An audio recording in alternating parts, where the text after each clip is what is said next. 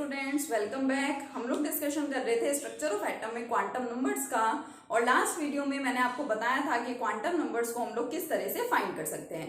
हमें different type के orbitals given है और उन ऑर्बिटल्स के लिए अगर हमें सारे क्वांटम नंबर्स की वैल्यूज को फाइंड करना है तो हम कैसे फाइंड करते हैं, ये मैंने आपको बताया था। फॉर एग्जाम्पल, एक एग्जाम्पल के साथ हम उसको रिवाइज करेंगे। जैसे मान लीजिए आपके पास क्वांटम नंबर है, आपके पास ऑर्बिटल है कोई भी, सपोज 4 p ऑर्बिटल है, ठीक है। सपोज आपके पास क्या है, 4p ऑर्बिटल प्रेजेंट है, and for this orbital if you have to find out all the values of quantum numbers, तो आप लोग क्या करेंगे। मैंने आपको बताया था कि जो स्टार्टिंग में डिजिट लिखी होती है, it is the value of our principal quantum number, so n will be 4 here, ठीक है। n की वैल्यू यहाँ पे क्या है, 4 है। L की वैल्यू क्या होती है, 0 से लेके n-1 तक हो सकती है, लेकिन हम ऑर्बिटल्स की टर्म्स में अगर देखते हैं तो हमारे पास 4 ऑर्बिटल्स हैं जो हम जनरली पढ़ते हैं, s, p, d and f। इनके लिए L की वैल्यूज क्या है, फिक्स है।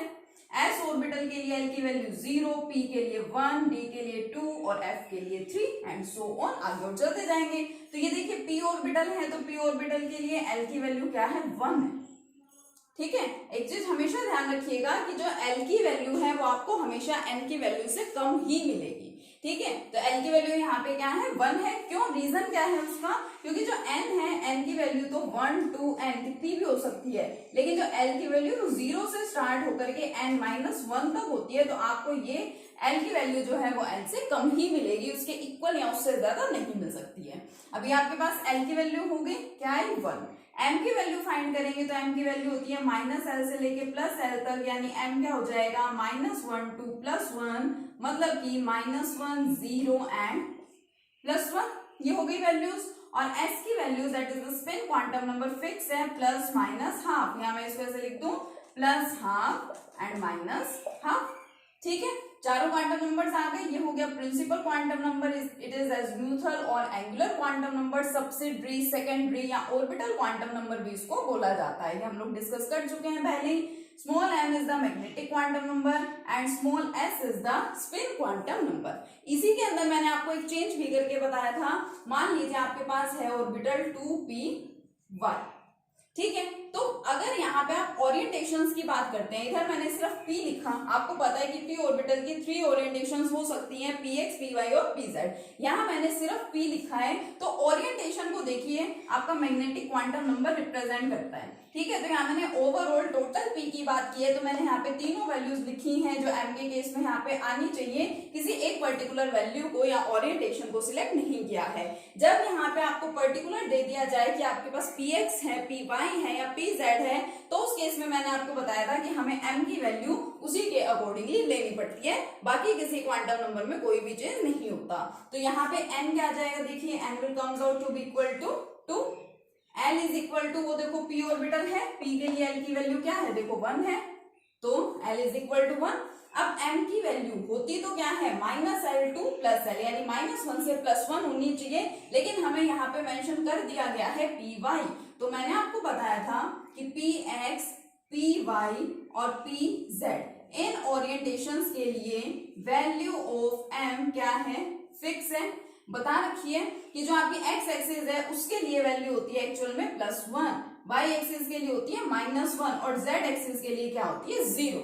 तो यहाँ पे py है, तो देखो क्या आएगी वैल्यू, -1, ठीक है। और s क्या आएगा, ±12, एक साथ लिख दो ऐसे, या फिर क्या लिख दो, +12 और -12, ठीक है। अब आपको ये चीज पता है कि s ऑर्बिटल में तो ऐसा कुछ भी चेंज नहीं होता है, क्योंकि s की तो क्या होती है, ओनली 1 ओरिएंटेशन, इसकी तो सिर्फ एक ही ओरिएंटेशन है। तो इसके लिए L की वैल्यू 0 है, तो M की वैल्यू भी -0 टू +0, यानी M क्या होता है, 0 ही होता है, एक ही वैल्यू होती है S ऑर्बिटल के लिए तो। लेकिन P ऑर्बिटल की कितनी ओरिएंटेशंस है, देखिए 3 ओरिएंटेशंस, इसलिए यहाँ पे वैल्यूज में क्या आते हैं, चेंजेस आते हैं। और फिर अगर P की डिफरेंट ओरिएंटेशंस है और यहाँ पे हम M की वैल्यूज में चेंजेस देख रहे हैं, तो फिर तो हमारे पास जो D ऑर्बिटल है उसकी भी 5 ओरिएंटेशंस होती हैं, तो 5 अलग अलग पार्ट से हम उसको लिखते हैं, तो यानी कि उसके लिए भी M क्वांटम नंबर जो है हमारा मैग्नेटिक क्वांटम नंबर, उसकी वैल्यूज क्या होनी चाहिए, अलग अलग होनी चाहिए। तो देखिए क्या है हमारे पास, ओरिएंटेशंस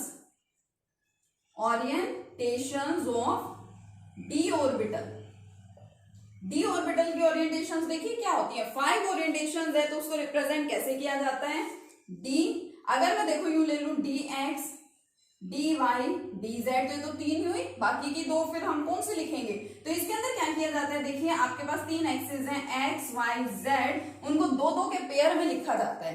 कैसे लिखा जाता है कि जो आपका फर्स्ट ऑर्बिटल है डी, मतलब फर्स्ट जो आप इसकी ओरिएंटेशन लिखने जा रहे हैं डी, उसके अंदर इन दोनों को कलेक्टिवली लिख दो, स्टार्टिंग वाले दोनों, ठीक है, डी एक्स वाई, ये आपका फर्स्ट हो गया। उसके बाद नेक्स्ट किस में जाओगे, वाई जेड, कंटिन्यूटी में चलेंगे, D X Y, D Y Z, और फिर क्या आ जाएगा, डी जेड एक्स। 3 हुए अभी भी। फोर्थ वन कौन सा होता है, fourth one is D X square minus Y square. क्या होता है, आप स्क्वायर ले रहे हैं इनका, X square minus Y square, और एक बचा उस केस में क्या होता है, डी जेड स्क्वायर। ठीक है, ये वाली 5 ओरिएंटेशंस होती हैं किसकी, डी ऑर्बिटल की। अब इनके लिए भी वैल्यूज ऑफ एम क्या है, अलग अलग है।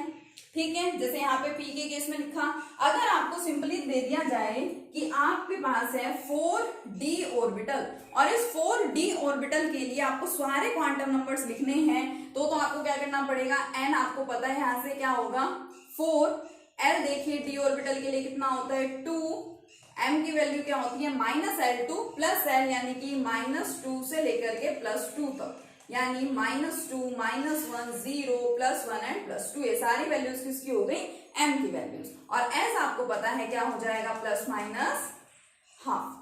अब यहाँ पे कंप्लीट प्रॉपर डी ओरिएंटेशन, मतलब कंप्लीट डी ऑर्बिटल यहाँ पे प्रेजेंट है, कोई भी इस टाइप की ओरिएंटेशन नहीं थी, तो आपने m की वैल्यूज क्या लिख दी, सारी लिख दी -2 से लेकर के +2 तक। लेकिन फिर वही बात, ओरिएंटेशंस, अगर आपके पास अलग अलग डिफरेंट ओरिएंटेशंस गिवन है तो आप किस तरीके से लिखेंगे।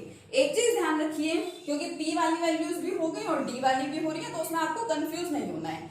p की बात करें चाहे d की बात करें, जहां पे सिर्फ z एक्सिस है, सिर्फ z एक्सिस, मतलब जैसे कि अकेला z है, z के साथ कुछ और नहीं होना चाहिए, अकेली z एक्सिस जहां पे प्रेजेंट होती है, उस वाली ओरिएंटेशन के लिए m की वैल्यू क्या होगी, 0 होगी। मैं यहाँ पे लिख रही हूँ वैल्यू ऑफ m, ठीक है।